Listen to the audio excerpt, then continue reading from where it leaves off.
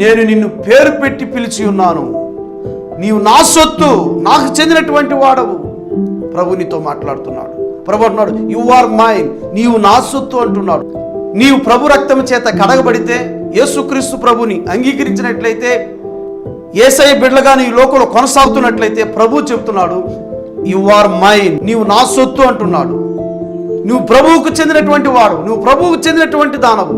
నీ చుట్టూ ప్రభు కంచి వేసి ఉన్నాడు. యోబు కుటుంబానికి, యోబుకు కలిగిన ఆస్తి చుట్టూ ఎలా దేవుడు కంచి వేసి ఉన్నాడో, సైతానుడు ఎటువంటి కీడు తలపెట్టకుండా దేవుడు ఏ రీతిగా కంచి వేశాడో, నీ కుటుంబం చుట్టూ, నీ బిడ్డల చుట్టూ, నీ చుట్టూ, నీకున్న సమస్తం చుట్టూ కూడా ప్రభు కంచి వేసి ఉన్నాడు. నువ్వు ప్రభువుకు చెందినటువంటి వాడు, ప్రభువుకు చెందినటువంటి దాను.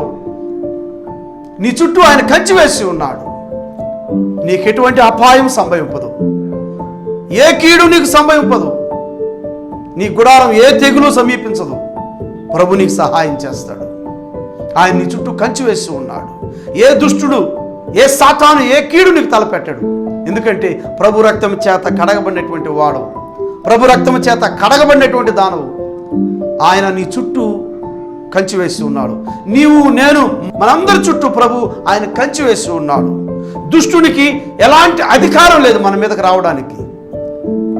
ప్రభు తన సొత్తు అయినటువంటి నీవు, నేను, ఆయన సంఘము, ఆయన బిడ్డలు, వారందరి చుట్టూ ఆయన కంచి వేసి ఉంటూ ఉన్నాడు. మీరు నా సొత్తు అంటూ ఉన్నాడు.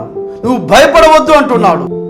నీ జీవితంలో ఎలాంటి భయాందోళనకు గురి అవుతున్నావో, అర్థం కాని పరిస్థితుల్లో ఉన్నావో, నాకెవరు సహాయం చేస్తారని ఎదురు చూస్తున్నావో, మనుషులు సహాయం చూసి వేసారిపోయి ఉండవచ్చు, నాయకులు సహాయం చేస్తారని ఆ సహాయం పొందుకోలేక ఆటంకాలు వచ్చి నువ్వు ఆగిపోయి నిరుత్సాహ స్థితిలో ఉండవచ్చు. లేదు, మరొకరు నీకు ఆర్థిక సహాయం చేస్తారని చెప్పి ఇప్పుడు వారు నీకు దూరంగా వెళ్ళిపోయి ఉండవచ్చు. నీవు అర్థం కాని పరిస్థితుల్లో ఉండవచ్చు. ప్రభు చెబుతున్నాడు, నీవు భయపడవద్దు అంటూ ఉన్నాడు. నువ్వు భయపడవద్దు, నీవు భయపడవద్దు అని చెప్తున్నాడు ప్రభు.